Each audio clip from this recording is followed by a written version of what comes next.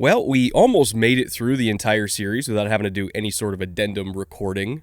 We recorded the Titans episode a few weeks back, and then, of course, DeAndre Hopkins signs the week before this episode goes live. So we're addressing that at the top of the show here. You're going to hear the show that we previously recorded after this, and it's largely still exactly the same with the one small caveat of, oh, by the way, DeAndre Hopkins is a Titan. Or not so small, depending on how you view D-Hop at this stage of his career. But it is a big ad for the football team. Maybe not the same ad that it would have been 4 or 5 years ago, but that doesn't mean he is not going to bring impact to this team. He is easily the most experienced wide receiver they add to their front three. I think in terms of, we talk about building a room all the time, he does bring a different skill set than the two other guys that are going to be starting with him, Treylon Burks and Nick Westbrook-Ikhine. Like, it is a good mix. It is a good fit. I think as long as expectations are reasonable for what he's going to produce, this is a solid ad. Well, let's talk about those reasonable expectations, because I think, and I'm guilty of this myself, when I first heard it, I was like, okay, DeAndre is going to be the X. Maybe they don't feel like Treylon's ready to be the X, and Treylon will be kind of like a moving piece that plays both Z and in the slot. And then you got Nick Westbrook-Ikhine, who can kind of play a little bit of everything. You got Kyle Phillips, who's more of a dedicated slot type.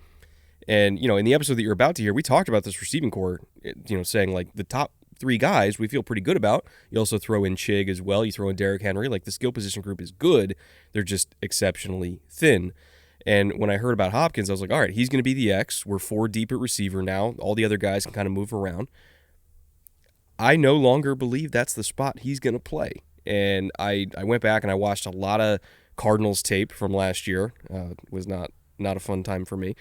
But I watched what Hopkins brought to the table last year. And I also went back and watched when he was still with the Texans in 2019 under Tim Kelly, who's his offensive coordinator again in Tennessee, because I wanted to see, A, what's the skill set still like, or rather, what's the talent still like, and B, what role did Kelly have him playing earlier. He's going to be a big slot for them, believe it or not. And even back in 2019, still prime Hopkins years, about 40% of his snaps that year were in the slot. They were treating him as a big slot even back then. And then you go watch what he did in Arizona last year, and even though he's still a great route runner, he's got exceptional hands, he can post people up, he's good in the red zone, all that kind of stuff. I no longer think that he has the vertical juice to separate, like, down the field as an outside receiver.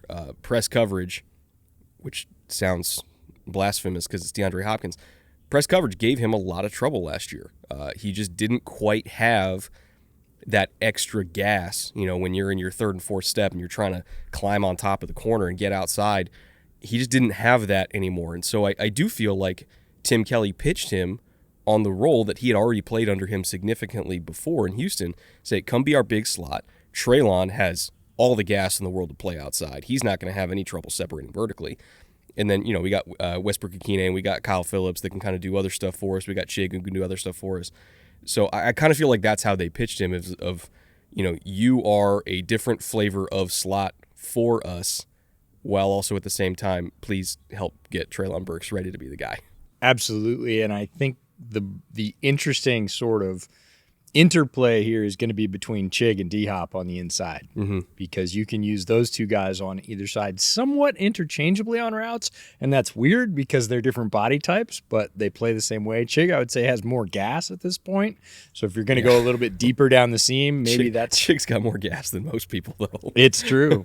And you can really swap sides in almost what becomes a 4-vert set with those two guys on the inside, and that's going to create some fits. They're going to create some mismatches for linebackers, and like you said, I don't think Hopkins can climb on the outside anymore, and I think defenses know that, so they can really play cloud. They can play over the top and really cap that off, and when you move him inside and give him the two-way go and give him another player, to his left or to his right, depending on where he lines up, that can do very similar things, or even stack them on the same side, now you're starting to have some fun combinations where you can create some of the space and mismatches And if folks concentrate on him, it remains to be seen whether or not they'll do that defensively.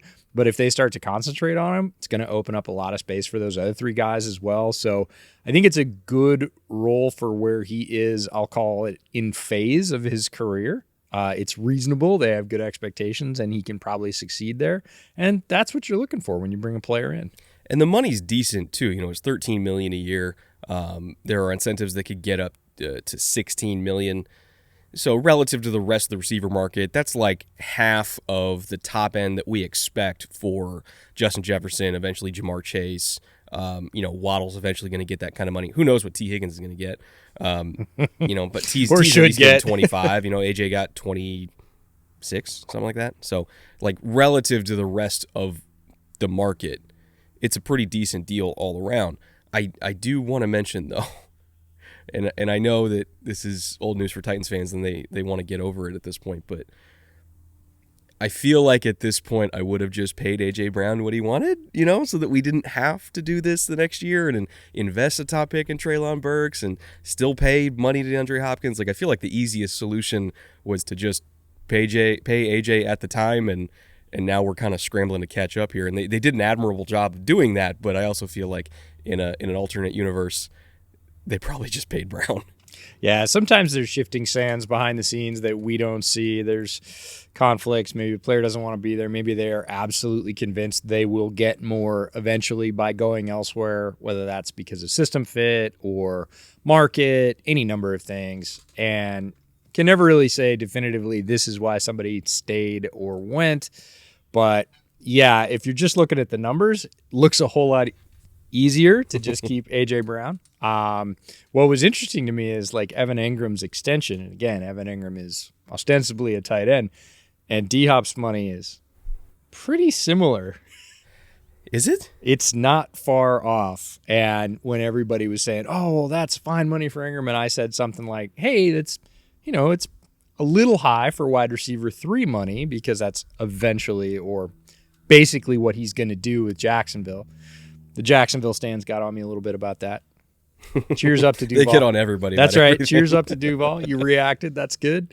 And like 2 days later, like D-Hop signs for what's very similar money. And I was like, he's essentially going to be a wide receiver 3 here behind Treylon and probably Chig. And it's similar. And I just thought it was a funny juxtaposition between like, well, would you rather have D-Hop at this stage of his career playing inside as a wide receiver 3, or would you rather have Evan Ingram playing as a, multiple piece that you can move around? That was featured a bit more down the stretch, certainly for Jacksonville, and is a younger player, but money straight up. And NFL as it is with different designations between tight end and wide receiver, we understand that. But I just thought it was funny to say, well, they're pretty much doing the same thing and they're pretty much getting the same money. So who would you rather have? One last question, because you did mention that you think that the order of operations here is going to be Treylon, Chig, then D-Hop. Right now, if you go on Underdog, I'm going to put you on the spot here. If you go on Underdog, it's, if I recall correctly, the day after he signed, they put it at 875 in terms of pass or receiving yardage for the year. Treylon, I believe, was 825.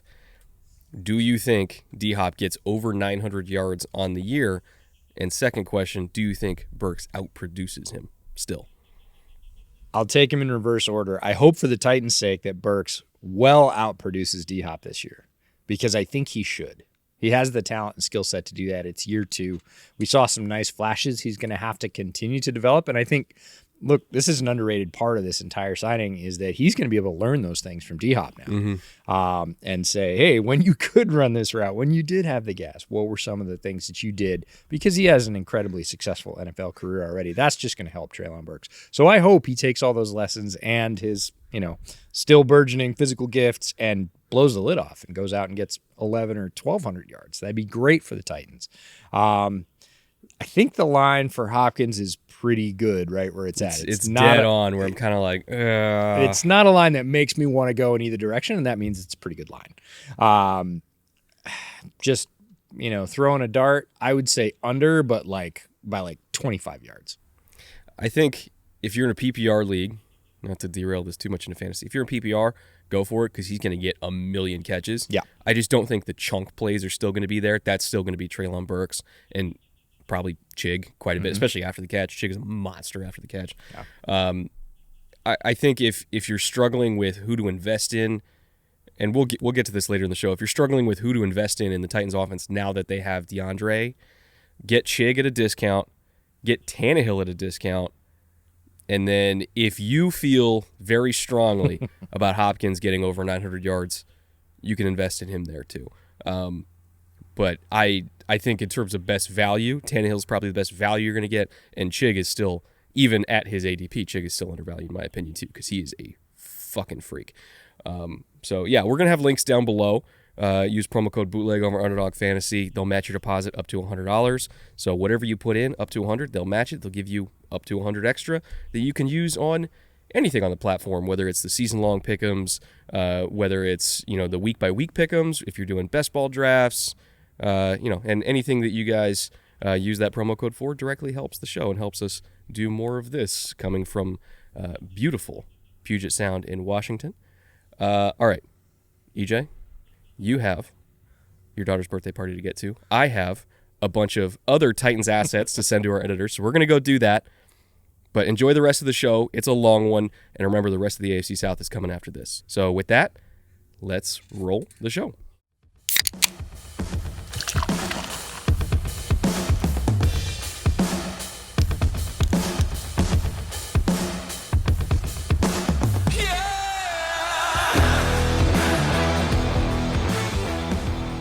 Welcome to the Bootleg Football Podcast. Once again, I am your host, Brett Coleman, here with my wonderful co-host, EJ Snyder, out here in a temporarily still somewhat overcast downtown Los Angeles. I'm sure that's going to burn off shortly and make lighting this thing impossible once again, as has been our experience during this series. But a lovely and athletic process keeping up with the light in the natural light in LA this summer. I was really terrible at lighting when we started filming this, and I've just basically had to speed run my way through a master's degree figuring this shit out. But it's okay. It's okay. Hopefully the content has still been palatable for folks. Visible? Visible for people that have watched this entire series.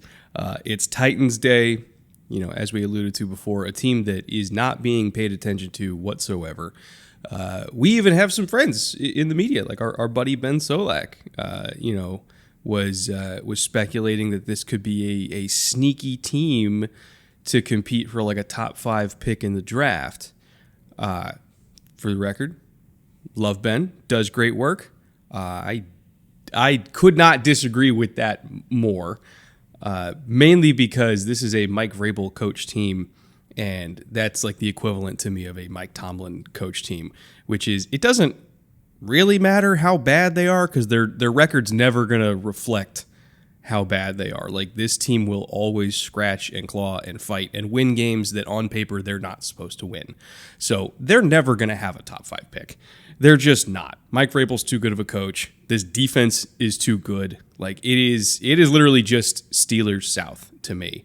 And I think that perhaps for some Titans fans, that can cause a little bit of frustration because they're never going to be in a position to do a true teardown and rebuild like we've seen, the Bengals do, like we've seen, the Bills do, and a lot of the other AFC powers, the Chargers, the Dolphins that are really at the top of the conference. Well, they picked in the top 5. The Jags got Trevor Lawrence at number 1. Titans are never going to be bad enough to do that. And so they kind of have to build a championship contender the hard way, starting at the middle of the pack, nailing drafts, finding values in free agency. Like it's definitely playing the league on hard mode.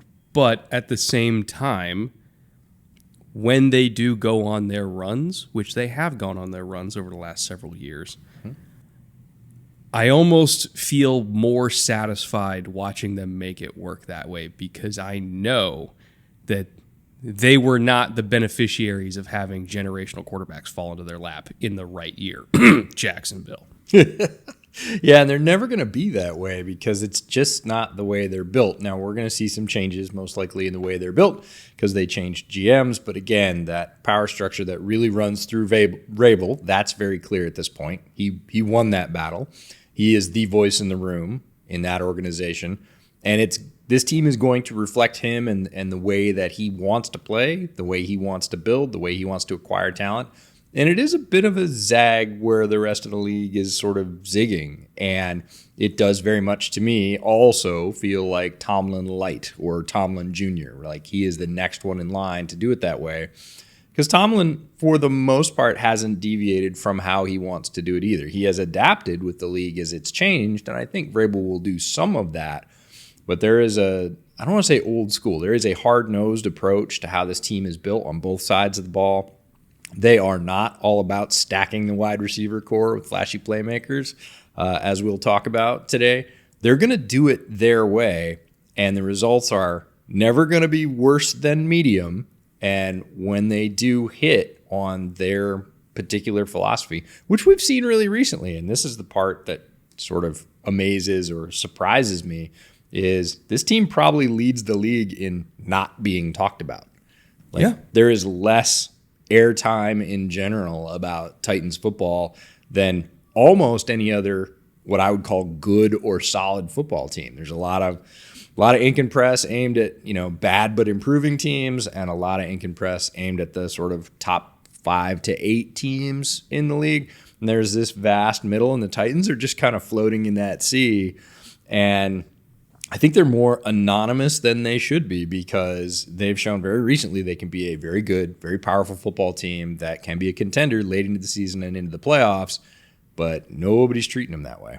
They were 7-2, 7-3, something like that before injuries finally caught up to them last year. But they took the Chiefs to overtime, completing 5 passes the entire game. This is a good team. They were in the AFC Championship 2 years ago. What are we doing here? Yeah, and that's the thing is it's a bit of a recency bias. They had a down year, and really, as you pointed out, it was a down half the year. They were on their exact regular, I'll just call it Titans trajectory through the first 8 or 9 games. Injuries caught up with them, and they slid to the finish, and how quickly we forget, right? It's the ultimate recency bias. Last year, they finished 7-10, still second in the division, home record of 3-5, road record of 4-5.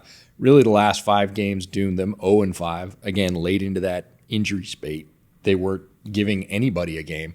But in the first half of the season, a very different team that looked like it was going to produce the very similar, I would say at this point, expected, and that's a good thing. Titans result of, we're going to be right up there. We're going to contest for the division. We're probably going to win it. We're going to roll into the playoffs.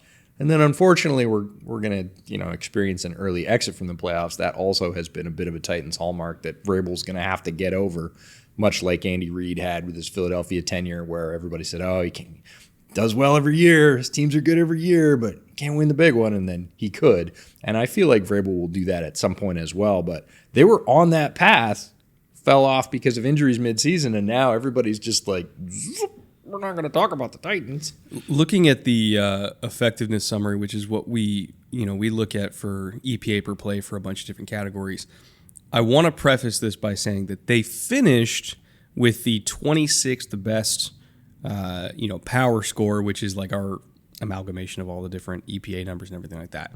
They finished 26th best, but I think if we took the first half of the season, they would have probably been top 12, top 13, something like that. It's just their second half of the year was so garbage that it dragged them down that far. Yeah, it dragged this score into the muck. So again, as Brett said, EPA per play is our base stat for our effectiveness summary. We talk about rushing offense, rushing defense, passing defense, then points scored and points allowed. Those are our 6 numbers. And we assign them their league rank. So we're comparing them against their peers. Lower is a better score. You want to be number 1.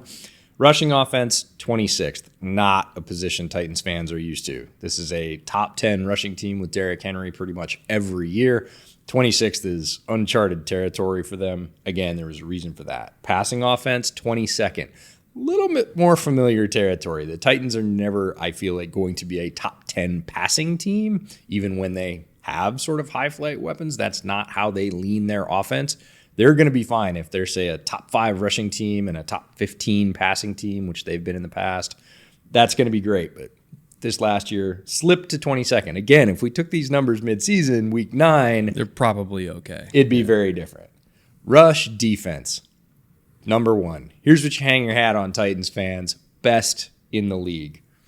Most stingy team against the run, and that is a very Vrabel component. As a player, as a coordinator, now as a coach, this is something that Mike Vrabel is going to... I don't feel like he's ever going to veer away from this. He's never going to go, hey guys, it's okay if we're the 20th ranked run defense in the league. This is a point of pride for the Titans, and they're very, very good at it. Pass defense, on the other hand, and this might be the greatest disparity between two defensive EPA marks that we've seen. They were 28th against the pass. First against the run, 28th against the pass. Basically bottom of the league. Points scored, only 298. Again, in the modern NFL, if you can't throw the ball, you're not going to score that many points. That put them in 28th place in the league. Points allowed, 359. 15th, that's, dead average as a scoring defense. That's okay. You can win with that if you have a high-powered offense putting up points. They didn't, and as a result, it ended up being a bit of a lost season for them, but still second in the division with all those numbers. Take those 6 scores, add them up, divide by 6, we get our average, which we call the bootleg power score. It was 20. That was good enough, as you said, for 26th in the NFL. Again, a very down year for Titans fans. I expect all of those numbers, again, to rise, and if we'd taken the midseason like we said, they would have. I bet they would have had a much closer to mid-pack finish in power score. Speaking specifically on the pass defense, it was a young secondary. Like, by November of last year, their starting corners, it was Christian Fulton, who I like a lot, but, Roger McCreary was a rookie. Hooker's a young player at the nickel. Caleb Farley was a backup corner for them. He hasn't worked out like they hoped, but it's a young secondary overall, and so there was a lot of learning going on, a lot of lessons being taught. Unfortunately, leads to big chunk gains, especially against McCreary. But you and I were also big fans of McCreary coming out, and we thought that he does have a bright future, but asking a rookie to go out there and try to hold up, it can be tough. Like, not everybody's Sauce Gardner, right? Where they step in the league and they're a top 5 No, player, not right? everybody is Sauce Gardner. That's a fair statement. And you kind of saw that reflected in the schematic numbers. We always pull up these scheme stats to kind of give context to the EPA. They called a lot of cover 2. They were 10th in cover 2. I feel like they wanted to protect these young corners quite a bit. They also played a shit ton of quarters. They were second in quarters, which is also generally a way, depending on the type of quarters you're playing, and with the type of quarters they were playing, I'm specifically referring to, protecting your backside corner with a safety sitting inside. So you're basically playing an inside-out bracket on the X receiver backside on a 3x1. They were not really asking McCreary to just hold up one-on-one outside against the X by himself. That would have been massively irresponsible. But they did play a lot of the types of quarters calls that don't really put that big of a strain on their DBs, except for Fulton, who did take on a bunch of one-on-ones in those scenarios. But he was pretty much the only one they could really trust to do that, right? So they weren't calling a lot of cover 1. They were about average in that. They weren't calling a lot of 0. They were 18th in that. And strangely, they didn't call a lot of cover 3, which when I first saw the run defense EPA, I thought that, okay, it's a lot of what's called 8-man spacing. Layman's terms, we're putting a body in every single gap, right? We're playing middle field close coverage. We got the safety down. We're playing 8-man spacing against the run, and you're going to have nowhere to go. But they were actually 25th in cover 3, so they did a lot of that good work against the run from a too-high safety look, which is even more impressive to me. But overall, kind of giving these coverage numbers, I think it indicated that they knew that their young corners were not all the way there yet. We'll see if that changes this year. But it was a tough spot for McCreary to be in. Yeah, and I think a lot of that success that they had from too high spacing against the run is Kevin Byard had a resurgent year. He was very good from the time he came into the league. He had a little bit of a dip year before last. Last year, he was back, and I mean back, like top 10 safety in the NFL back. And when you have a guy playing at that level, which has been his standard during his time in Tennessee, it allows your defense to do a lot of things, and you don't necessarily have to jam the box with 8 guys to stop the run. And they were all very good against it. It's also a reflection of a lot of talent and a lot of investment and some really smart pickups along the defensive line. Not all those guys are high picks, and a lot of them they get the best out of. Their defensive line is, I feel like, one of the best coached in the NFL. They're incredibly solid. And you combine that with some really good safety play from depth, and you're able to stop the run out of what we would call a coverage-based defense, which, again, if you can hold up on the outside is a tremendous advantage. They had young players there and in the slot, and they got taken advantage of a little bit. But like you said, a lot of lessons learned. Not going to be as easy to repeat those victories against them this year. So, I don't want to call it lost. I feel like there were some strengths in there that showed off, again, areas that they're quite proud of and have invested in. And then there were some, it won't be that easy to get it over on us next year moments. I looked up the exact numbers because I was curious. And please do take this with a somewhat grain of salt, because I always, when I look back and I see that catches or touchdowns that were attributed to a player, sometimes like they weren't really their fault. McCreary specifically gave up, again, take it with a grain of salt, the most yards on the team is about 719 yards, as well as 7 touchdowns. So even if we normalize that for taking away some of those catches and yards that probably weren't his fault if we were drawing it up on the whiteboard, still quite a bit, right? So he'll learn. Again, liked him a lot at Auburn. He was feisty as hell in college. He's got a lot of skills, but NFL offensive coordinators are ruthless. Yes.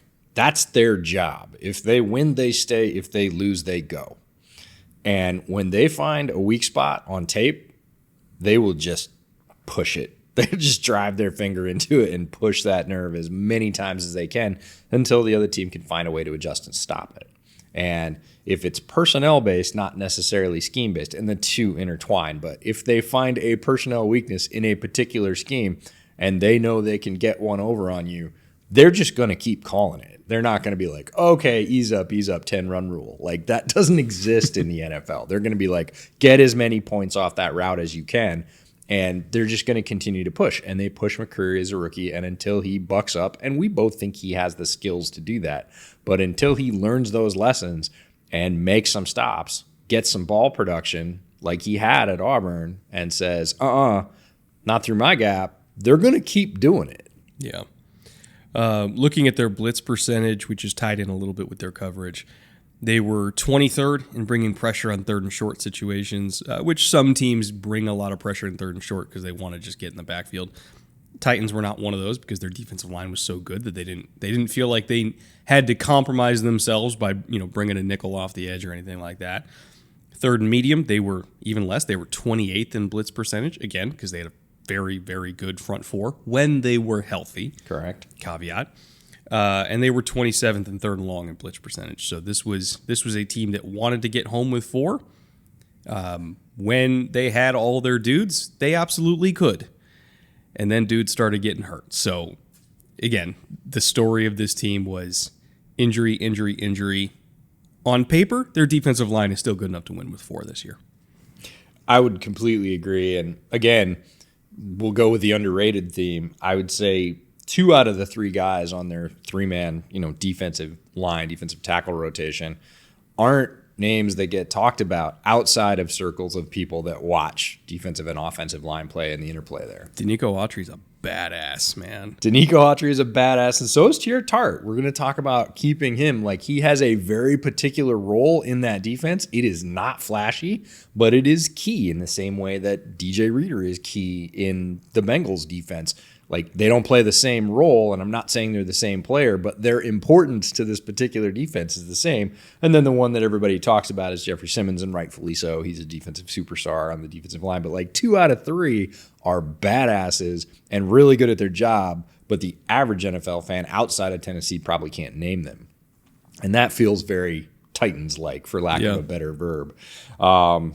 Or adjective. Harold Landry on the outside is somebody that they counted on to bring pressure. And this year they've added Arden Key. That creates their sort of front 5. And they're very, like you said, dependent on those guys getting pressure from their spots without a lot of extra blitz. Again, playing cover 2, it's difficult to blitz out of cover 2. Typically leans on the middle linebacker. That guy's moved on as well, so it'll be interesting to see if that percentage shifts. So, I feel like it does feel, again, Steelers, like, I hate going back to that, but it's like, we got our guys, we're going to run our system. We're not going to blitz a ton. We're going to get our production from our guys.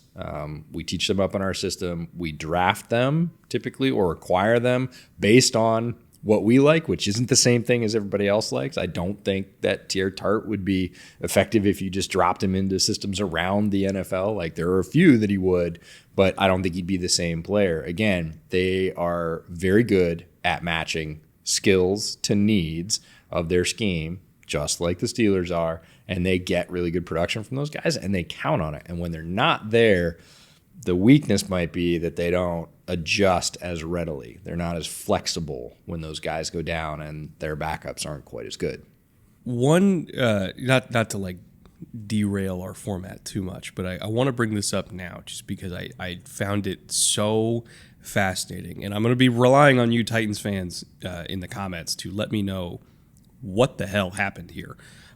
So David Long, very good linebacker. Love David Long. He's amazing. He moved on to Miami for $5 million, which I was like, oh my God, that's an incredible deal for Miami. David Long's awesome.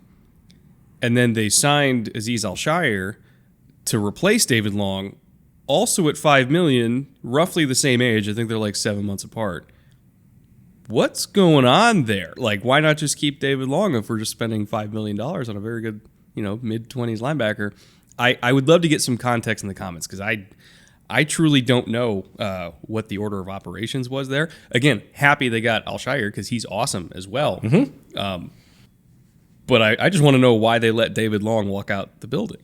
It's always a fascinating piece of an NFL transaction when you're looking for the why of why a player was let go, or allowed to walk in this particular case, and why they replaced him with what feels like very much the same thing in terms of age and in terms of contract value and reasonably in terms of skill set as well.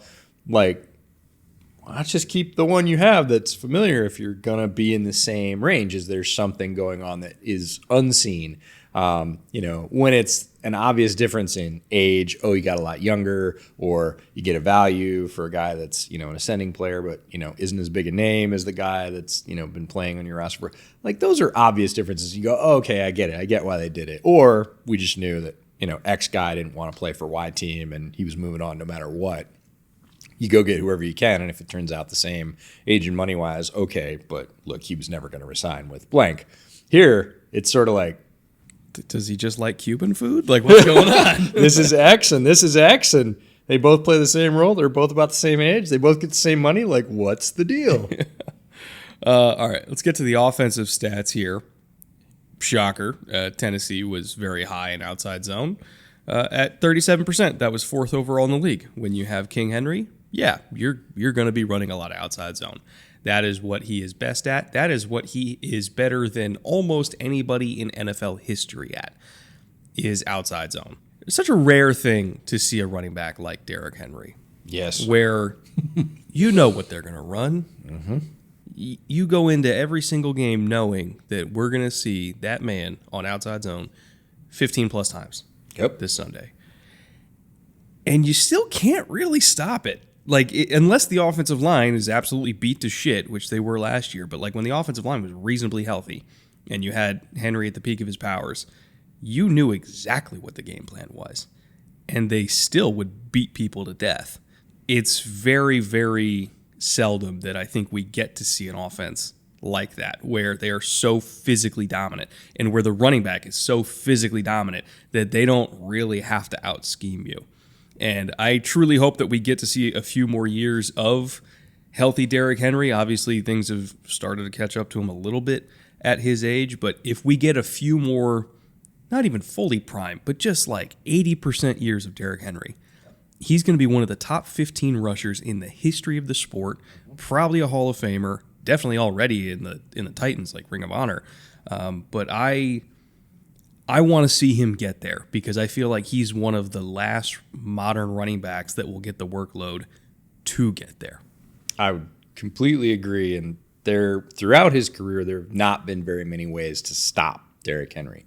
Lots of teams have tried, and the only way to get it done, I felt like early in his career, was on outside zone to string him out the extra gap because his turn wasn't super quick. And the way you basically run outside zone is you have from here to here, you let the running back get outside, he finds his gap, he turns and gets upfield outside the tackle box. That's an oversimplification, but that's outside zone in a nutshell. Yeah, you're reading it gap to gap from the outside in, you find your crease, you pick it, you go. Right. Yeah. And the one thing was the farther you forced Henry to the edge, his turn was a little bit slow. And I mean, a little bit slow. We're talking about chinks in the armor. We're talking about the only possible way you could stop him because he was too big, he was too fast. He's just really, really good. But the only way teams would limit him is if they could string him out the extra gap towards the outside and catch him while he was turning, because he took a little bit longer to do that, and it was a little bit easier in that moment to get him down. Because, look, once he takes that first step with a head of steam towards his gap, good luck, he's Derrick Henry. Mm-hmm. And then about 3 years ago, he quickened up that step. Like, I don't know whether it was off season. I don't know if there was him doing self-scouting. I don't know if it was coaching staff. Could have just started doing yoga. Something happened. And all of a sudden, it didn't take an extra beat if you strung him out. And then it was like, well, good luck now, guys. Now there's no way to stop him. Like, there's literally nothing you can do.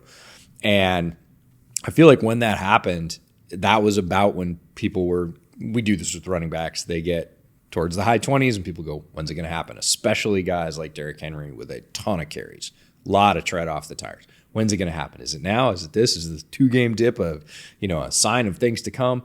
And he made that small improvement 3.5 years ago and just carried on. Like, he continued to get older, but he just continued to have insanely high production numbers. And you were like, wow, this guy, I'm with you, is at the height of his powers. He is a truly, I'm going to say he's unique.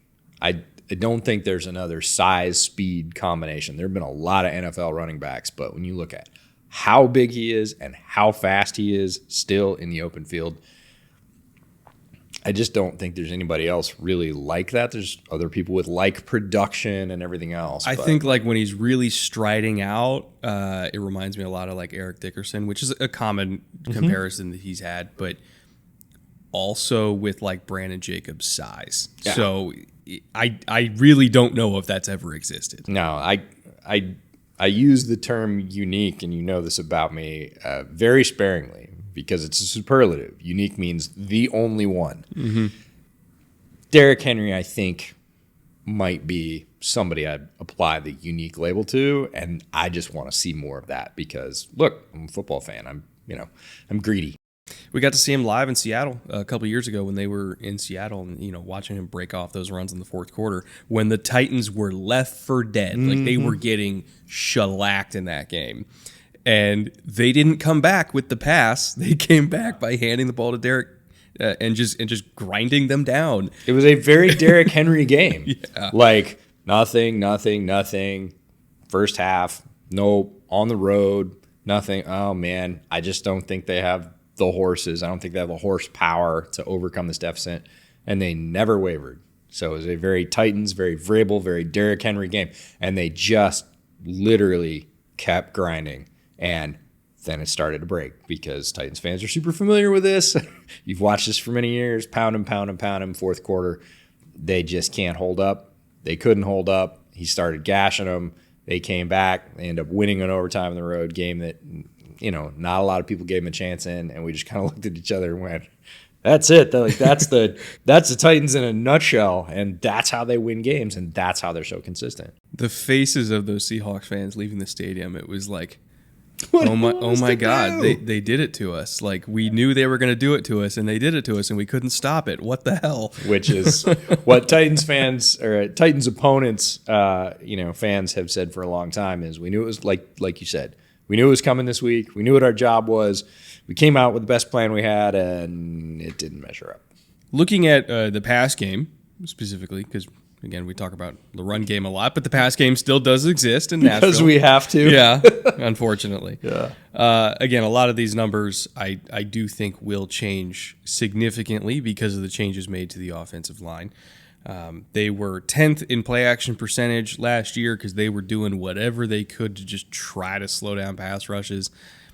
Didn't work out too hot for them, but again, I respect him for trying. Average time to throw, 2.85 seconds, 12th slowest. I have to imagine that was influenced a little bit by Malik's ability to run around and, also the fact that, again, they were very play action heavy. I did have some complaints about Malik's game, but I don't attribute the quote-unquote being slow to throw. I don't attribute that entirely to him not being able to read the defense on time. It literally was both the fact that he can run and also that the system wasn't really focusing on the quick passing game anyway, which, again, he still has a lot to work on. But anyway, neither here nor there. Air yards percentage, in terms of the percentage of yards that came through the air rather than after the catch, they were 21st in that. Only 50% of their yards came through the air. So, again, roughly 50% came after the catch. They were 21st in average depth of target. They were 26th in big-time throw percentage. And they were 12th. This is what was actually really interesting to me. They were 12th in yards per attempt still, but that's specifically because their weapons were good after the catch and able to rip off chunks, breaking tackles in space. That was pretty much their only consistent way of getting chunk plays was after the catch. So kind of a weird offense overall because it was play action heavy. They didn't throw deep super often, even though they tried to off play action. So they were forced to dump it down. And then you had guys like Chikakonkwo who could just make shit happen after the catch. It was odd. Didn't work, but I understood what they were going for. They were trying to make a 5-star meal out of dollar store ingredients, and I understand it. I did not think it was a coaching problem last year. It was simply a available talent problem. It lacked cohesion. Let's just say that. And the numbers bear that out. The experience on the field bears that out as well. If you watched a lot of Titans game or you watched a lot of Titans tape last year, the run game felt like it was more cohesive and that it followed more of their plan. And the pass game felt like, whatever, let's try it. This is what we've got. Let's try and make it work. And for many different reasons, injury, change in the starting quarterback, lack of available weapons. I'm going to say it. Their pass catching roster is not awe-inspiring. They have some talents that we like. It's not particularly deep. This is not a team that's going to spread it out and go 4 or 5 wide very often. You can tell that from their personnel acquisition. They're going to lean on Chig and their tight end to be a primary receiving threat or, one of their 2 primary receiving threats. And that's really it. It's almost Baltimore-esque in that way under Greg Roman, in that, they're going to have one receiver that they really like, that they're going to invest in and say, yep, that's our guy. And then they're going to have a tight end who they also really like, and then they're going to run the hell out of the ball. The difference, though, between this Titans team, or at least what we expect from this Titans team under Tim Kelly this year versus the Greg Roman Ravens, is personnel grouping. Because they don't have more than one tight end that we really believe in, whereas Baltimore had like 8 of them. They kind of have to stick with their very narrow slice of 11 personnel that we think can work if they all stay healthy, with Burks, Nick Westbrook-Akine, and then Kyle Phillips in the slot, and then you got Chig as your tight end. If any of those top receivers go down, and you're staring down the barrel of like Racey McMath and Colton Dowell being on the field in 11, then you're kind of fucked. Not to be like super doom and gloom, but you kind of are. So they need those top 3 guys to stay healthy. But I think that their tight end situation is even more dire because they really can't afford Chig to go down, or else you're looking at Trayvon Wesco being your starting tight end. So again, the top 11 on offense, I think, is fine, but nobody can get hurt. Like that is the moral of the story here. They do not have the depth to sustain injuries, just like they didn't have the depth last year. It's the same story that we said last year and really the year before for the Cardinals out in Arizona. Hey, top talent looks nice. We like the top talent. Top talent can play with almost anybody. As soon as there are injuries at certain spots, it doesn't look good anymore. And I would even I'm a big Nick Westbrook-Ikhine guy. I think he's actually a little bit underrated. I also don't want him as my number 2. Very good number 3. Yeah. The Tyler Boyd territory, right? Yeah. I don't want him as my number 3. And, some people might think that we're like trolling off the bottom of the depth chart or 3rd or 4th, tier team wide receivers. No, that's their second team. Racey McMath is wide receiver 4 right now. Hey, he's a backup. That's what he is. So, it gets bleak pretty quickly in that area. Again, the Titans haven't, for the most part, hung their hat on that piece of offense. So their personnel acquisition reflects that. They're not going to buff out a wide receiver room and have 8 guys they really love, because they're only throwing to 2 of them. Occasionally 3 of them. They don't need 5 and 8 guys deep, and that's reflected in the way that they want to run this offense. But they also can't afford it if those guys go down as a result.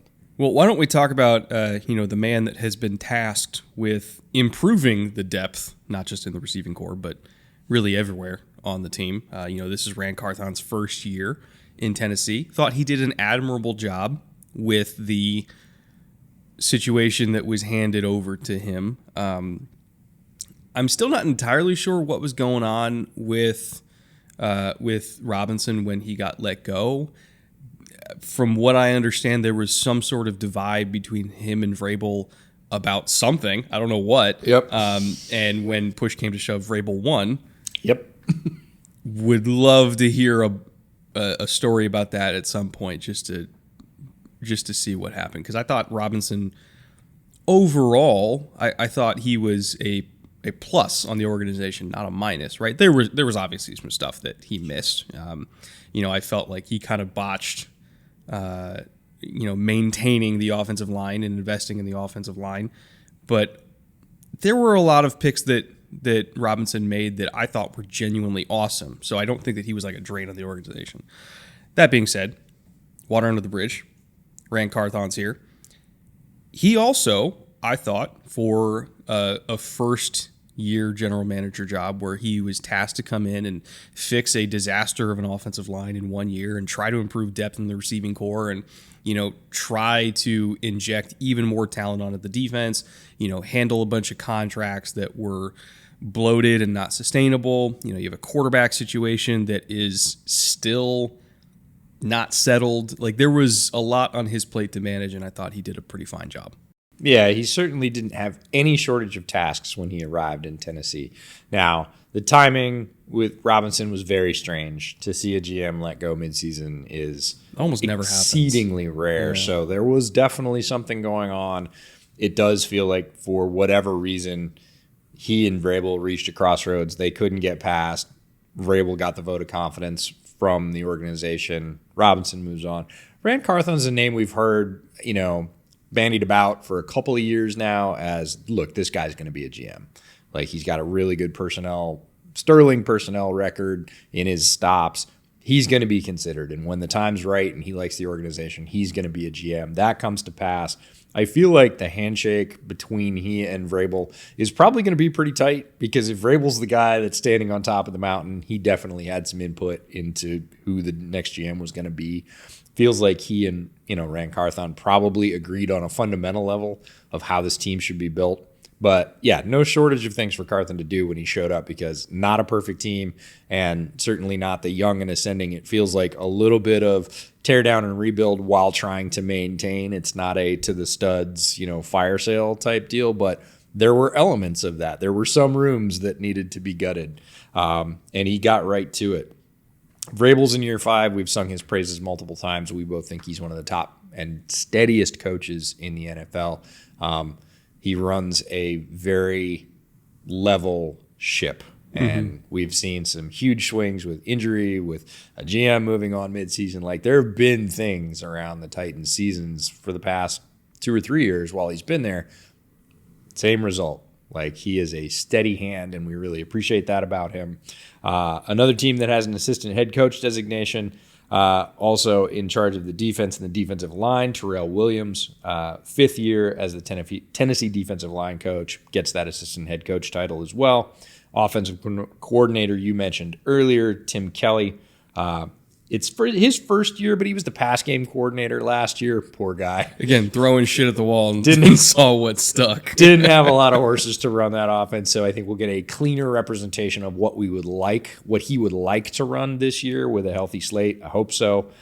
Defensive coordinator Shane Bowen, year 2, after 3 seasons of being the outside linebacker coach. So again, promotion from within, understands the system, understands the personnel build. Not a huge changeover on what we've seen from defense. And again, is able to coordinate the best run defense by EPA in the NFL. Needs to bring the secondary up, but again, a lot of young players feel like that's going to improve as well. And even if they just get to mid-pack on defensive EPA ratings, this defense is going to be very good again this year. And then Craig Aukerman is in year 5 as a special teams coach there. Looking at the assistant coaches under them, I did not realize that Lori Locust was in Tennessee now. Yeah. She was working in Tampa for a long time. Yep. With their defensive line, and obviously Tampa's defensive line was Ass Kickers Incorporated while she was there. So really curious to see if an already very productive front four in Tennessee can get even better with her in the fold. That's a good pickup for them. Yeah, in the Buccaneers episode that we recorded last week, we talked about a talent drain after Arians left, and I felt like Coach Lowe was one of those. She very quickly found a home in Tennessee, and they gave her the defensive quality control title of like, hey, come work on our staff. We'll find a role for you. She's had very good success at all of her stops. Also on defense, Chris Harris is the defensive pass game coordinator and cornerbacks coach.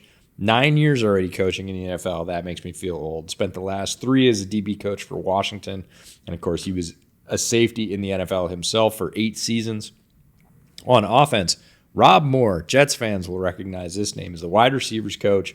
5th season as the Titans wide receiver coach. 14 seasons coaching in the NFL. He was a 12-year career NFL wide receiver himself. After being selected in the supplemental draft, I love this. You just had to get a Syracuse player in here, didn't you? Well, it's the Syracuse, but it's even more the supplemental draft. Supplemental draft, for those of you that don't know, is coming back this year after a 2-year hiatus. It is players that are granted eligibility to be drafted that for one reason or another maybe couldn't go back to school, or they had a medical concern that kept them out of the main draft. Basically, a team has to spend next year's draft pick of a commensurate round, and it's basically like a blind auction. Everybody submits the highest pick if they're interested in the player that they would give for that, and then whoever submits the highest pick by order wins the player, gives up that pick in next year's draft. This year there's 2 wide receivers. Yeah, 2 eligibles. Now, keep in mind, we're recording this a couple days after 4th of July, so the draft hasn't happened yet. Yeah. It might happen before this goes live. It might. So we might have to do some sort of... Yeah, if somebody that we haven't...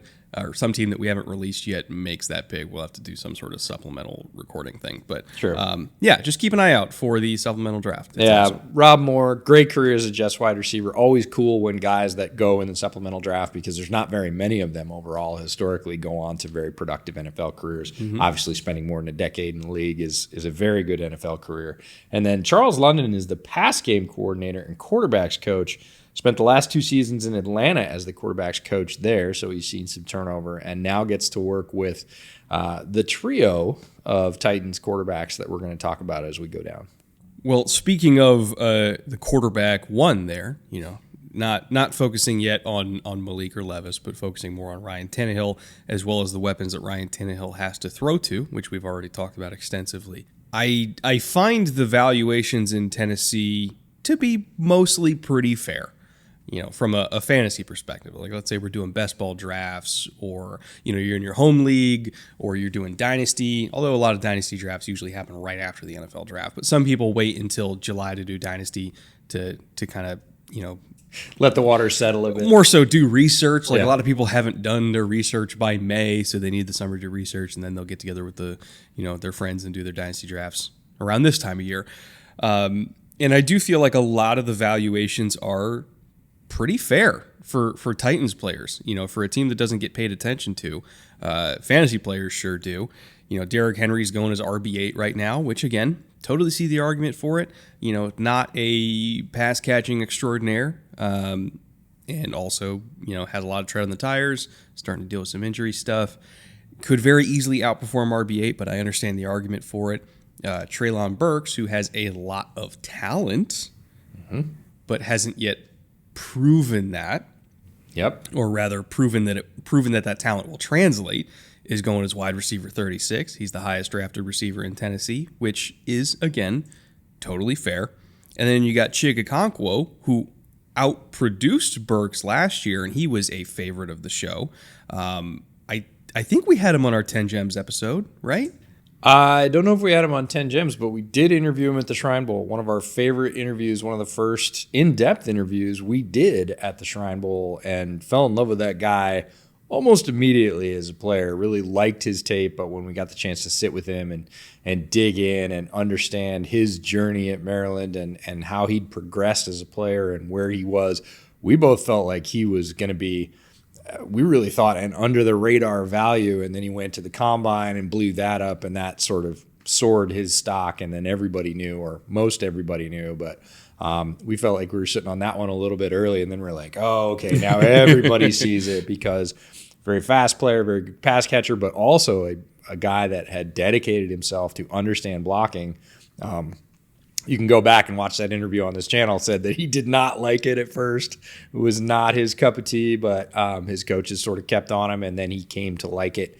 And he's very effective in that role as well. Turns out that he's also really, really fast. He's like low 4.5s yeah, guy. And, blasted onto the scene in Tennessee last year and was their leading receiver, basically. Yeah, he is the new Delaney Walker, except even Delaney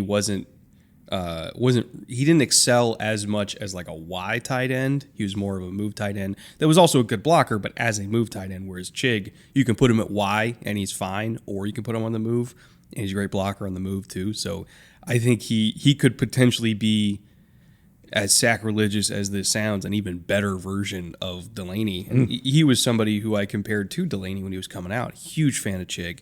He's going as tight end 11 right now, which again, super fair. Like, considering the production and the potential that we saw from him as a rookie, like, that's like, if there was anybody that I was honestly really investing in this offense, it would be him, just because we saw it work already and we know that it can work.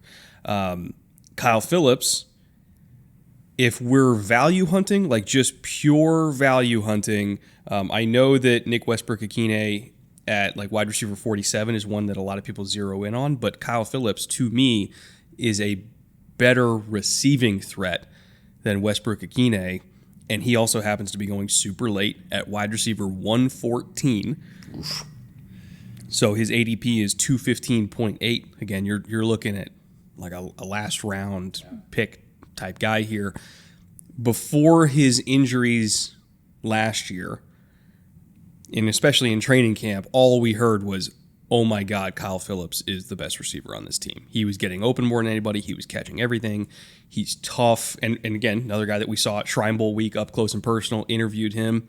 He's a San Marcos kid from Southern California. My wife's family's all San Marcos, so we chatted about that. Shout out to San Marcos. Went to UCLA, was uncoverable at UCLA, went to Tennessee, was uncoverable in camp, was productive early in Tennessee before he got hurt last year. And really the only reason why he got drafted as late as he did was because of injury. And unfortunately, that reared its ugly head. But if he stays healthy, he's going to lead this team in catches. And he might even lead them in overall yards. Like, he is legitimately the hardest to cover receiver on the team. He just happens to be a slot receiver that gets hurt a lot. So if I'm value hunting, yeah, I'm throwing a pick at Kyle Phillips in the last round, because if he stays on the field, he's going to produce better than probably 60 to 70 of the receivers that go ahead of him. Easily. And this feels like it falls under the same umbrella shadow of recency bias in the fact that he did get hurt early in the year, but people forget his first game ever in the NFL. He had 9 targets leading the team, caught 6 of those for 66 yards in his first ever game as an NFL wide receiver. So all the things we said at Shrine, all the things we said about his tape at UCLA, that he was basically uncoverable, that he just knew how to get open, great technician as a route runner. I would say surprisingly quick out of his breaks. All that combined to just be incredibly productive, and has already proved it. Yes, got injured. If he stays healthy, I do believe he'll have the most catches on this team. Not sure about the most yards. He might get eclipsed for the most yards, but he's definitely going to be somebody that is incredibly quarterback friendly. And as, a fantasy football player looking for somebody that's going to produce week in, week out, if he's on the field, that's the place to go value hunting. You're talking about a very late round pick for if a guy that he's on the field could lead his team in receptions, that's value. Yeah, I think your point about, maybe not leading in yards is fair, just because he is going to be somebody who's working more short to intermediate, whereas Burks could get he's going to get his 70 chunks. yards in one touch, right? Because he's big and fast, and he's Treylon Burks. And Chig also, again, you can throw him something in the flat and he can break that and take it for 30. So, I do think it's fair in PPR to really prioritize Kyle Phillips, and if you're a dinosaur and still playing in standard, you can go draft Treylon. But in half PPR, it's a lot closer than people think, because I do think there's a lot of value in the receptions that Phillips is going to rack up. Do you remember what Chig said his favorite route was when we asked him at the end of his interview? I don't actually remember that. What did he say? I'm pretty sure he said bang 8. Of course. Well, he runs 4.5. Why wouldn't it be? We were both like, yeah, checks out. Makes sense. Yeah. He can run. He's so good. He's so talented. And he said it like that, too. It's like, okay, we gave him the scenario, end of the game, you're 40 yards out, you got to score. What's the one route you want to run? What's the one thing you want your coach to call? He's like, bang 8. It's just bam. Okay. And we're like, all right, yep. Where are you at on Tejae Spears, by the way? Because I know that we both loved him as a prospect, and then we heard about the knee, and we're like, ooh, I don't know now. If he's on the field this year, do you feel like he is going to siphon away enough work from Henry because his skill set is different, especially as a third down back, receiving back? Do you feel like he's going to siphon away enough work that you would be interested at all in investing? This is really trying to read the tea leaves about his usage, and it has so many factors to play into it. Is this going to be the year? I know we say this every year. Sorry. Is this going to be the year that Derrick Henry slows down a little bit? We've been saying it for 4 years. He hasn't really slowed down. So who knows? Maybe. If it's not, I don't see him getting a lot of carries. If that starts to occur, and strangely enough, I don't think it's receiving. A lot of people are going to say receiving. I think it would be straight sort of inline carries as a rushing threat. And he is a very good runner. The team would have to adjust a little bit. He is not the same style as a runner as Derrick Henry is, but it is all about whether or not he's going to get any carries. And I feel like with Vrabel and this organization in general, I just don't see Derrick Henry as a player you put on a pitch count.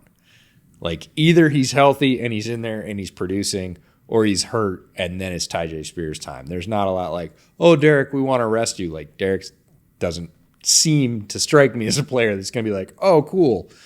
He's going to be what do you mean you're taking my touches? Me the ball. Yeah. So it really does come down to whether or not he starts to slow down or gets injured. If he does, great. But at that point, you're already past the point. It is a true sort of lottery pick, dart throw, wild card choice of like, hey, I just don't think that Derrick Henry is going to be healthy all year. And if that's the case, like I'm all about Tyjae Spears because I love the talent. The knee didn't seem to slow him down at all in his final college season.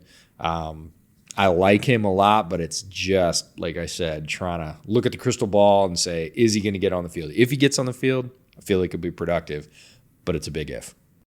Looking at the season-long pick'em, just to take a slight detour here, because I do like to look at the season-long pick'ems on Underdog and just like see what the projections are, and you can either select higher or lower. Yep. And you can build like entire slips out of it, throw down $20 and see if you can make some money off that. And for a lot of these that we've been looking at throughout this series, we're like, oh my God, that's way undervalued. Like Anthony Richardson at like 2,700 yards passing. We're like, that's egregious.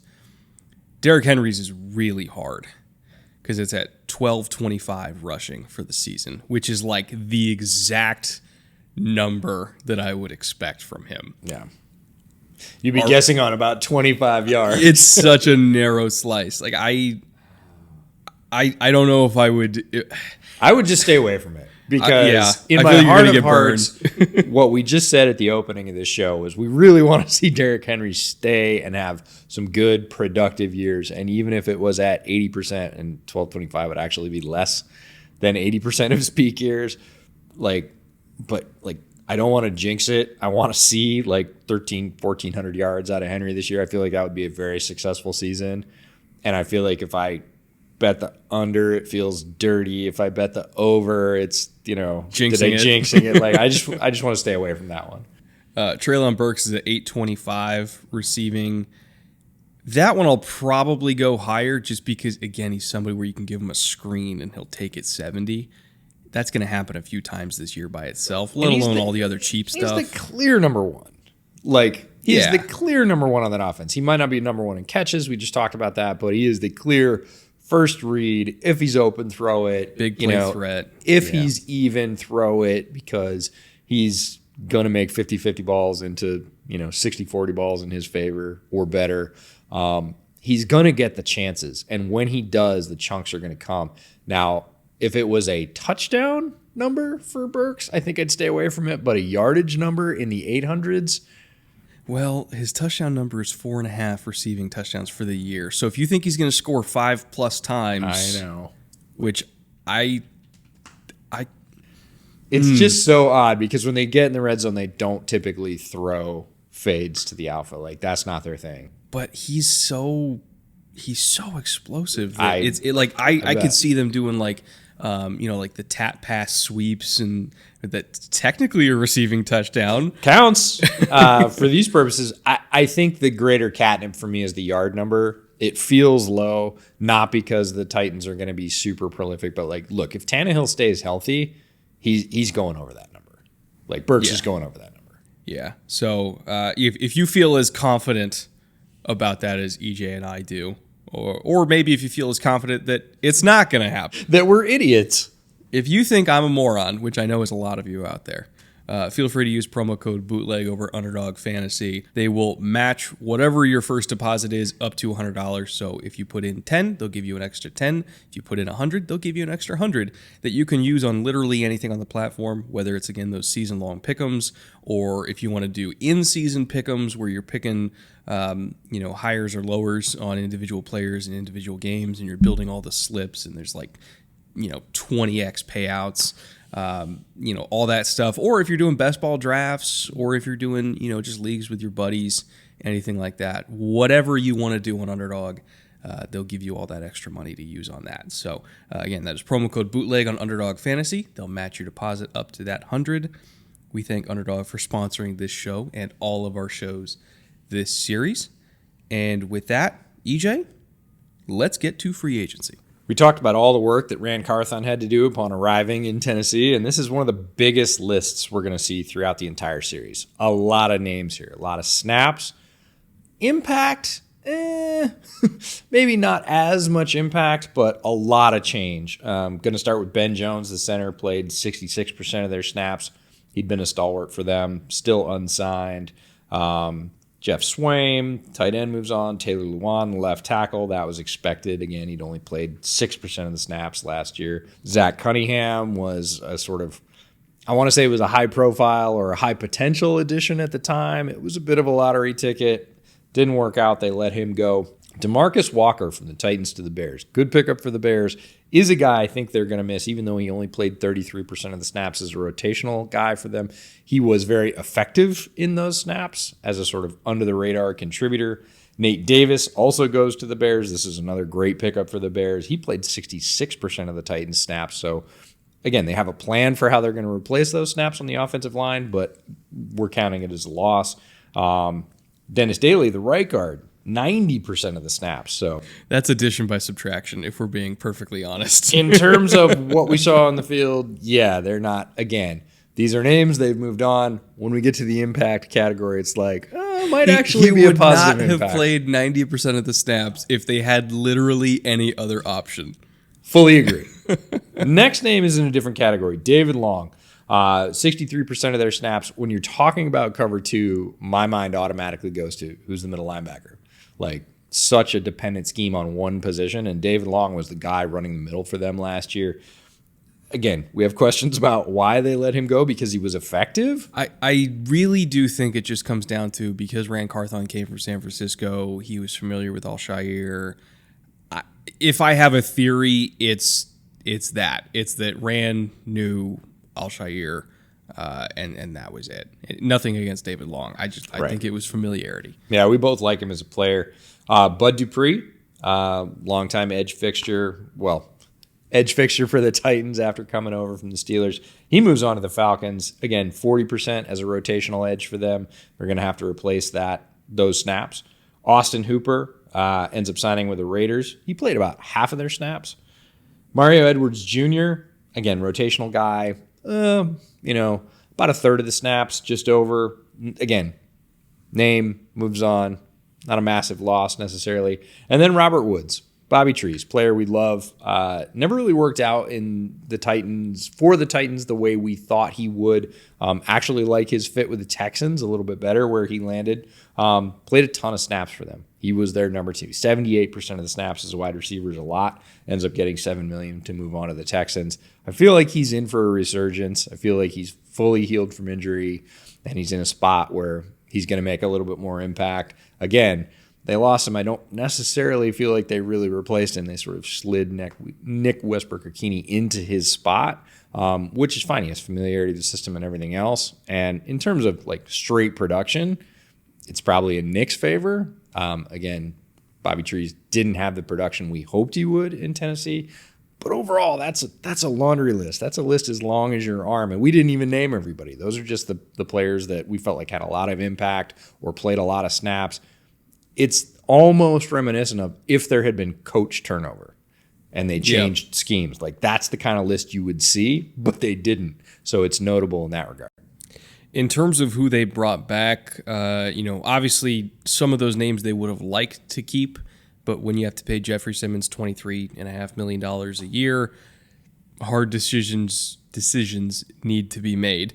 They definitely did not want a repeat of the A.J. Brown situation where they let A.J. walk out the door and get paid elsewhere, and all of a sudden, he's producing even more than his lofty contract would suggest. A.J. had like a top 5 receiving year this year. They didn't want to repeat that with Jeffrey Simmons. They knew he was worth it. They were going to shell out the cash for him. They did not want him, making a run to a Super Bowl with another franchise. So good move for them. Keep your elite talent in-house.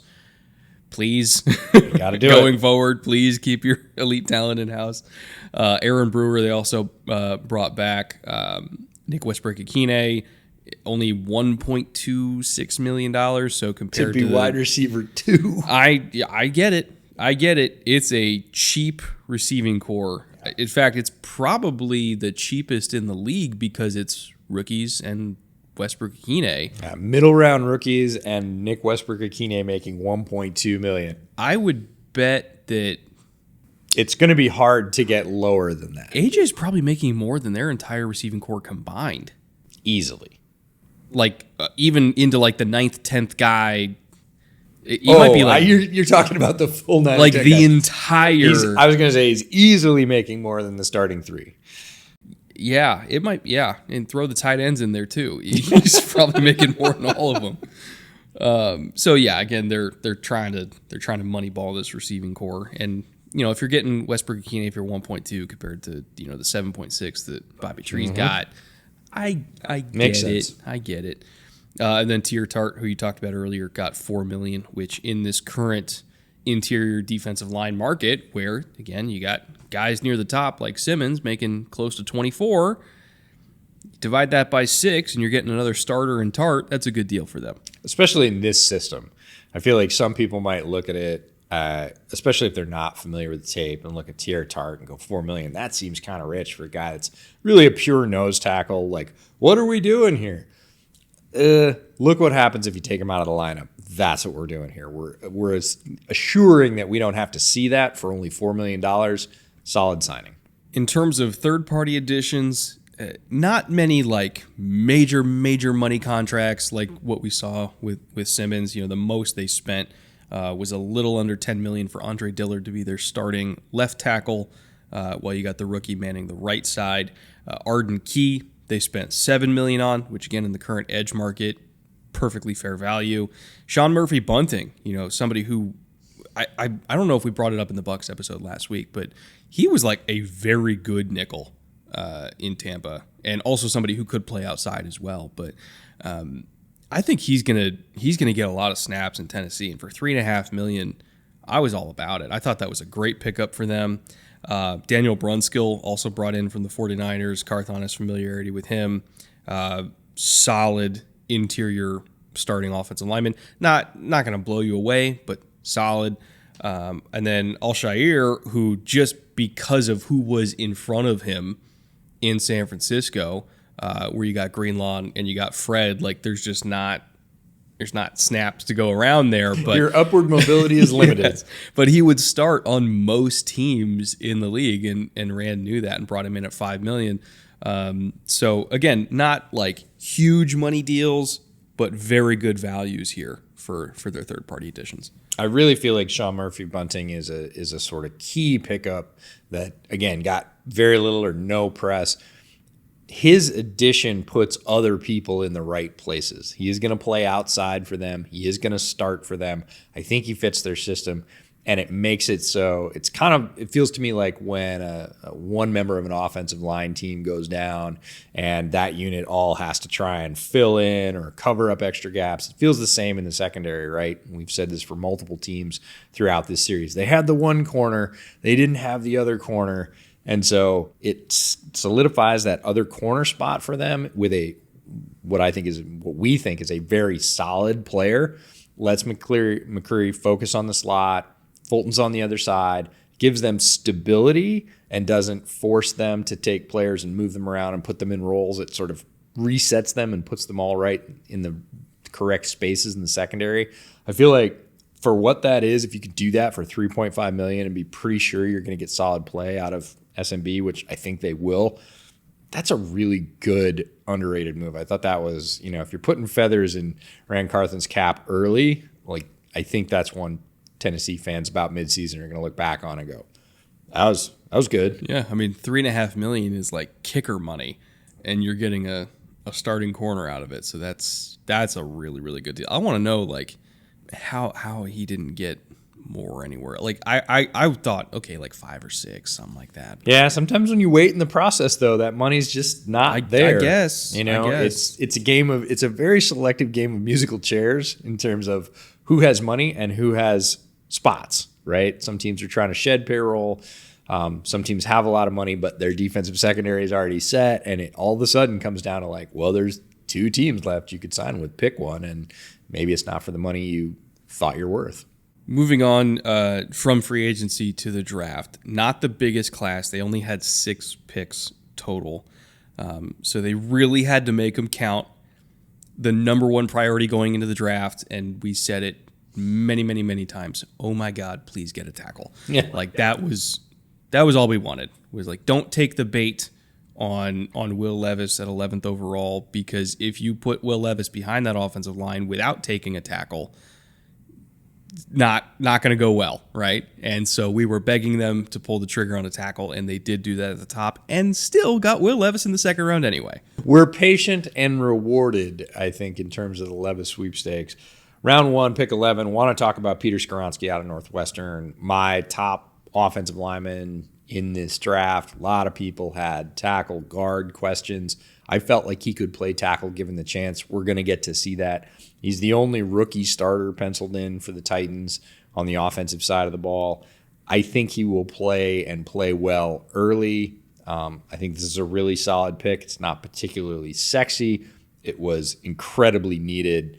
They, quote unquote, did the right thing here. We'll see if it plays out. No draft pick is a sure thing, but in terms of feeling really solid about a prospect's chances, Skoronski is a super talented lineman that should fit in right away.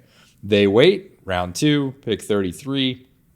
They get their patience rewarded, depending on what you think about Will Levis. It's a value. It's much better than I feel much better about it than if they gambled on him in the top half of the first round. That would have felt incredibly rich for me. There's a lot of potential with Will Levis. Physically, he has all the tools. He has the size. He has running ability. He has throwing ability for sure. He has a lot of stuff to work on. If that sounds familiar for Titans quarterbacks backing up Ryan Tannehill, it is. But the potential and the fact that you only have to risk a 33rd overall pick to get a potential long-term starting quarterback in the NFL feels like appropriate value, and it's a better spot for Levis. We said this pre-draft. Please, please, please don't let him go in the top 10. It won't be good for him, and it won't be good for the team that picks him. That is an unrealistic expectation. The fact that he gets in behind an established starter and does not have to start right away and doesn't have that sort of first-round quarterback value hanging over his head is all good news for Will Levis. If he has a chance to succeed, this is as good as anywhere. We were talking to people that know him before the draft, and you know the common consensus was great dude, unbelievable talent. He needs to fall for his own good. He needs to go to a better situation than what was going to be available to him in the top 15 picks for his own career. Like, for the sake of him going out there and making $250 million and have generational wealth and all that kind of stuff, it's okay to go in the second round if you have better odds of that happening. And he's going to a great organization in Tennessee that, because they didn't take him at 11 and they took a great tackle prospect in front of him, like, that's going to be better for Levis when he gets on the field.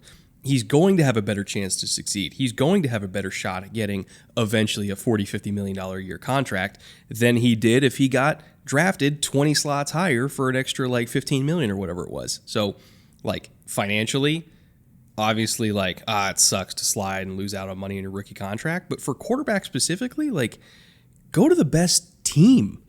And you'll get paid eventually anyway. So this was great for Levis. I know that it felt shitty for him in the moment because you're sitting there in the green room and you're waiting for your name to be called.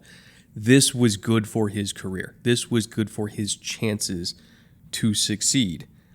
And I hope that he knows that. I hope that he realizes that, because he might have made $100 million extra dollars by going 20 spots later. And I don't really care whether he does or not. I hope for balance sake, mental balance sake, he does, but I don't care if he uses it as a chip, right? If he puts this on his shoulder, puts this on his shoulder as motivation and says, I should have been a first-round talent, and goes out and proves it. It's still better for his career. So pretty much no matter which way, this was as close to an ideal spot as that particular prospect was going to get. So feel good for him in the long run. Round 3, pick 81, running back Tyjae Spears out of Tulane. One of the most electric runners in this entire draft. Yes, some knee problems sort of surfaced or bubbled up. We didn't see those on the field. We didn't see the effect of those. You never know long term, especially at running back. Gets to start behind Derrick Henry in his NFL career and could eventually be the number one feature back when Henry moves on, and very effective in that role. Again, I think a good landing spot. Different style, different player. Super fun to watch. One of my favorite players in this entire draft class to study. Round 5, they skip round 4. They go down to pick 147. They get tight end Josh Wiley out of Cincinnati. I like him as a player. I feel like he can be a good tight end 2 in time as a receiving threat. Not a great blocker. Thought it was a solid pick, especially way down in round 5. Round 6, they get OT Jalen Duncan at 186 out of Maryland. I really like this. I didn't think he was going to go that far down. I really thought he was going to be like a 3rd-round player, a 4th-round player. I think it was a medical thing, if I recall correctly. It felt like that to me because by the time we got to like round 5, Jalen Duncan was one of the players that I was looking at my list going, wait a minute, Jalen Duncan's still available? This guy got picked and this guy got picked and Jalen Duncan's still there? A developmental prospect at tackle who had very strong flashes, not a complete player yet. Don't mean to say that I think he should be starting or anything else.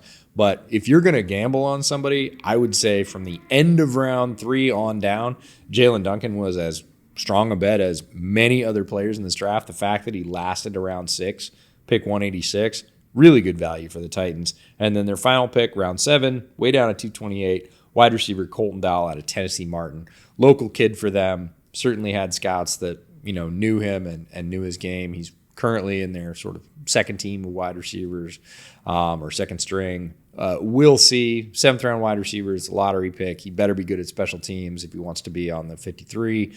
But again, you're talking about a 7th-round pick. Starting off with Skoronski, Levis, Spears, a really good top 3, and that's largely the way drafts get graded.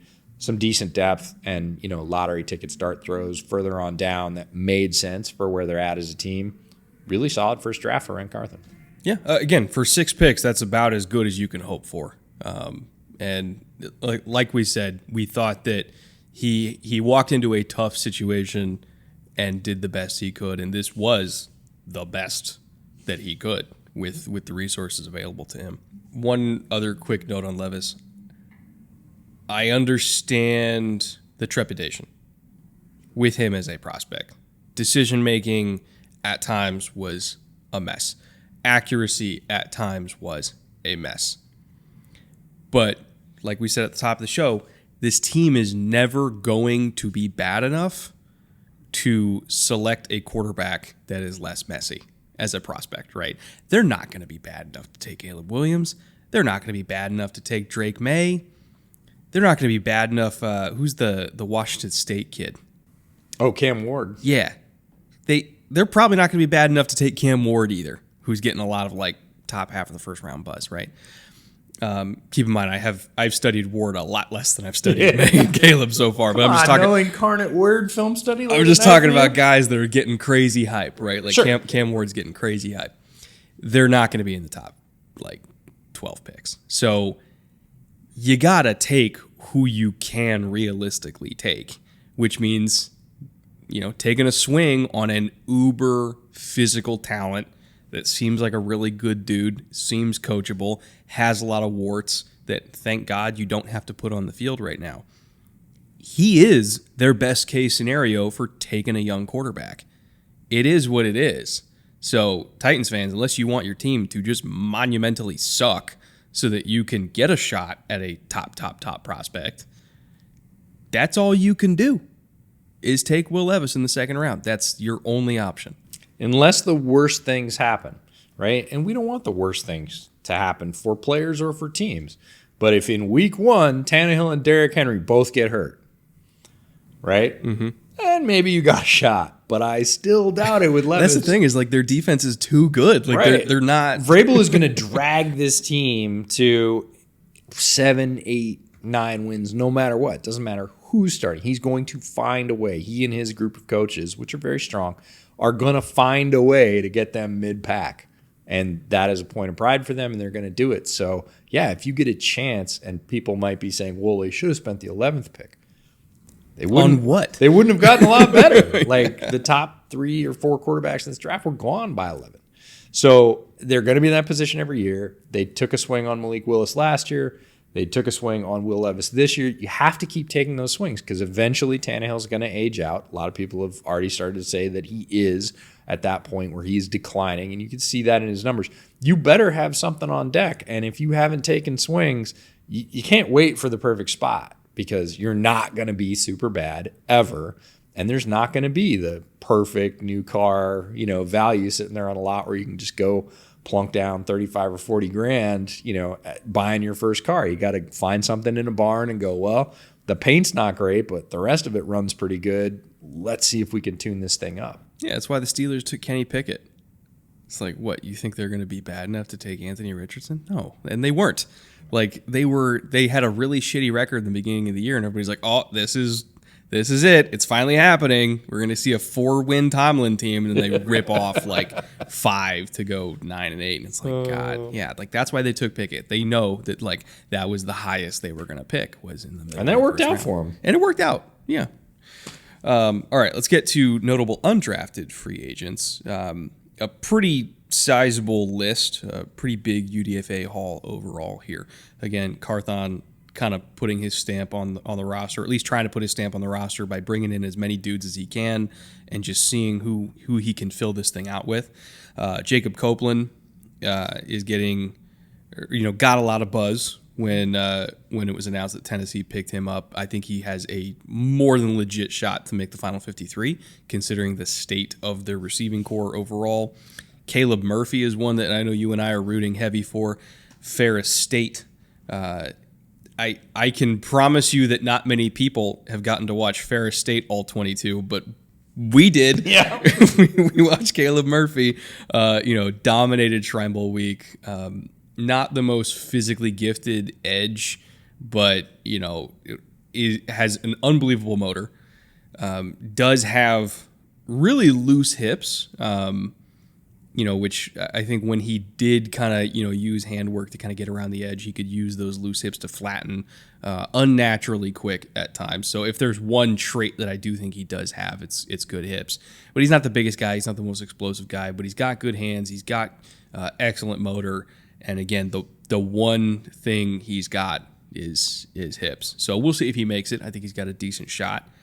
And then Tyreek Jones, safety out of Boise State. The other safety. Boise State safety. Yep. Not a whole lot of other guys that I personally studied on this list, but those three are three that I looked at, and I think they all have a legit shot to make the roster. Felt like really solid values. Jacob Copeland is a tough guy. Like, he transferred into Maryland as their third wide receiver, never shied away from contact. He is a ball winner. I think that attitude alone probably won Vrabel and his scouts over. He is a solidly built wide receiver that is not ever going to get the prima donna label. He will go do the dirty work for receptions, and in the run game makes him a perfect fit for Tennessee. Caleb Murphy, I feel like, has a lot of things going for him. He's got good size. He's strong. He's pretty quick. I feel like his best case scenario, and I hate going back to all the Steelers comparisons because it feels like all of a sudden we've made these two sister teams somehow, but is Highsmith, right? Oh, yeah. Not as talented, but right. I see it. He comes in from a smaller school with some gifts that you can mold, and if you get him in the right program and you get him the right coaching points, like several years from now, 2 to 3, he could develop into a solid rotational contributor. I feel like he has that talent. Saw some flashes from him at Shrine Bowl that were, if he could do that, 8 out of 10 times, that would be really cool. He was the guy where when we walked in there, because we hadn't watched him before Shrine, and it took us like a couple like individual periods where we're like, what is that helmet? Yeah. And eventually we found it. I think it was Shane walked over and we're like, who is that? Like, what school is that? And he's like, Ferris State. And I'm like, where the fuck are you finding players from Ferris State? What the hell is a Ferris State? Caleb, great player. I really like him. Has work to do, but I feel like, again, in this situation, in this defense, in this scheme, with these coaches, he's got as good a chance as any. Was really happy to see he ended up there, even though he didn't get drafted. And then Tyreek Jones had some flashes, not as many as Skinner, who was his teammate at Boise State, who unfortunately is going to play due to injury this year. But it was one of those things when you went to watch Skinner tape, you're like, was that? No, that's the wrong number. That's Jones. Oh, okay. He makes some plays too. So again, lands in a spot where they've had traditionally very good safety play. Can watch guys like Kevin Byard. Not saying he's Byard, he's not, but Byard too is a smaller school guy out of Middle Tennessee who's had tremendous success. So a nice landing spot for Tyreek Jones as well. All right, let's get to our last two segments here, report card and then ceiling and floor for wins. Report card, if you're new here, is where we give one of three grades to four categories: front office, coaching staff, offensive talent, and defensive talent. And this is where we kind of assign a grade based on where we think they're at from last year to this year. It can either be up, down, or even. Even, as we always say, is not a negative. It just means even. For front office, I would argue up here, even though I was not anti-John Robinson at all. I would still argue up just because seeing how Carthon navigated the situation that he was given and did so as well as he possibly could, with free agency, jettisoning contracts that were a net drain on the organization, bringing in value guys from outside the organization, re-signing key talents, not having a bunch of picks to work with, but still getting at least one foundational piece and potentially two if the quarterback works out. Not overpaying for the quarterback in your first year as a general manager and trying to, put your stamp on things, having the balls to wait and then take Levis in the second round. I would say that all of that culminates in a slight up for me. Where are you at? I feel like it's more middle of the fairway because, again, I liked the work under Robinson, thought it was good. Look, folks, you can argue with any general manager's decision. You can cherry pick and say, well, he missed here on this piece of free agency and he waited too long in the draft here.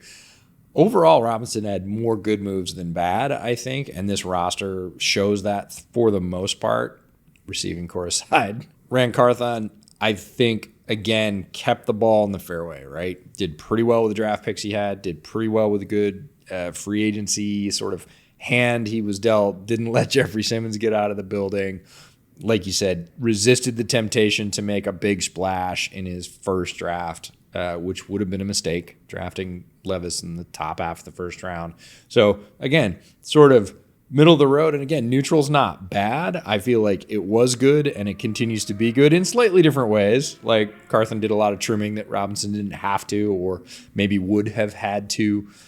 I feel like it's more continuation. If you said neutral's not an option, you either have to go up or down, I would say slightly up. But to me, it feels like a continuation of solid GM play, for lack of a better term. Well, for coaching, we are in agreement here. We're going to give that one an even. And again, not a negative. It's just acknowledging the coaching was great before and it's still great now. So again, that one's going to be even. Offensive talent. Overall, we're going to go with up here just because we think that Tyjae Spears, if he's healthy, is a dynamic threat. The offensive line on paper should be better this year, with the addition of Skoronski. And then, Jalen Duncan, I think, legitimately, you could put him at guard and compete with Roos for that guard spot. Brunskill, I thought, was a solid addition at left guard. Dillard, I think, he's a better option than what they had last year after Taylor got hurt. So, again, the offensive line should be better, which then will translate to the rest of the offense being better. And then defensive talent, we're just going to go even there. Even though they have swapped out a couple guys, there's some lateral moves there. Long for Al-Shaair. They brought in a couple DBs that we really like. But overall, the meat of this defense is pretty much the same. And the system should be relatively the same. So we're going to go even there as well. It's pretty telling that I think the Titans are one of the only teams I've seen in the entire league that does not have a rookie penciled in right now on the very early preliminary depth charts in the first or second string of their defense. Because they kind of don't need to. They are locked in. Now, they do have, as we said, some moving parts, some free agency additions that will be starters, but in terms of rookies or UDFAs, none on the first or second string in defense. That's incredibly rare throughout the NFL. Turnover is a fact of life. Sometimes you just need to bring in, 1, 2, sometimes even 3 young players to be starters on your defense. That's a lot of turnover. Titans are absolutely steady as she goes on that side of the ball. With all that said, let's get to ceiling and floor. This is where we assign our own personal ceilings for win totals as well as our own personal floors. I'll start with floor for me. I think last year was the floor, and they won 7 games. I think that was the bottom that it could be for this organization. So I'm going to go with 7 again as their floor this year because I don't think that it could possibly go worse, and they'll still win 7 games. My ceiling for them is the same one that I put with the Colts yesterday with 11 for different reasons. I think the Colts also have a very solid roster, and the 11-win ceiling was primarily under the scenario that Anthony Richardson is what I think he's going to be. The Titans are a safer bet to get to 11, Yes. But I also feel like the margin for error is greater because they are a thinner roster overall on offense than Indy is. If Anthony Richardson goes down, you still got Gardner Minshew, right?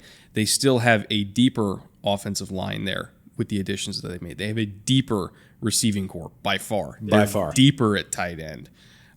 They still have a dynamic running back that's the equivalent with Jonathan Taylor. So there's more talent in Indy, but we're still in wait and see mode with the rookie quarterback.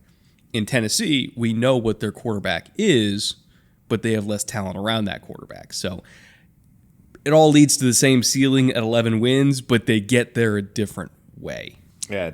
For me, it's putting weights on either side of the scale, the old balance scale, right? There's a much better overall offensive roster in Indianapolis, I feel like. But the quarterback position and the head coach, they're both new. Tennessee's the other way. The offensive roster, not nearly as good, certainly not as deep. The first level talent might be equal on most parts, but not on tight end. Somewhat in the same ballpark. Yeah. Not on tight end and not on wide receiver, but they have an established quarterback who knows the system, and they have an established head coach who we know is going to steady the ship. So it's different weights, but I'm with you. It balances out. For me, it's one less win. 10 is the ceiling because I'm scared of that depth. It's really fragile. They could take very few injuries and have a very large swing in potential wins. I still think this is a double-digit win team if they stay generally healthy, just with Vrabel leading it and better health overall. And it would be hard to have worse health than they had last year, let's be honest. For floor, it's 1 less than you. It's 6. That, again, is if we see an injury to Tannehill early, if we see an injury to Derrick Henry early, and we really start to get into some of that depth we don't feel great about, they're having to push more young players into starting roles earlier. Look, Vrabel's still going to drag them to I should probably make it 7. I'm going to go 6 because I don't think it'll be worse than last year. Vrabel just doesn't seem physically capable of losing more games than that. But, very, very similar predictions on top and bottom for us. So overall, they're solid.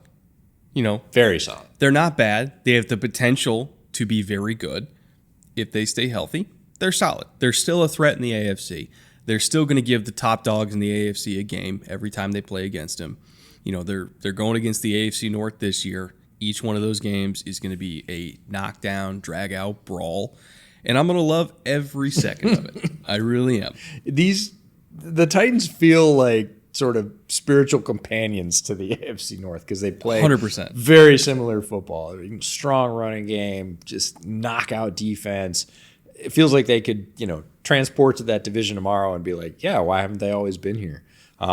So those games will be fantastic to watch. If we have inspired you as a Titans fan and got you fired up about your team, check out our clothing sponsor at homage.com. They have an NFL license, so really styles for any team. If you're a fan of a rival team, checking out Tennessee's projected strength for 2023, you can go and get stuff for yourself as well.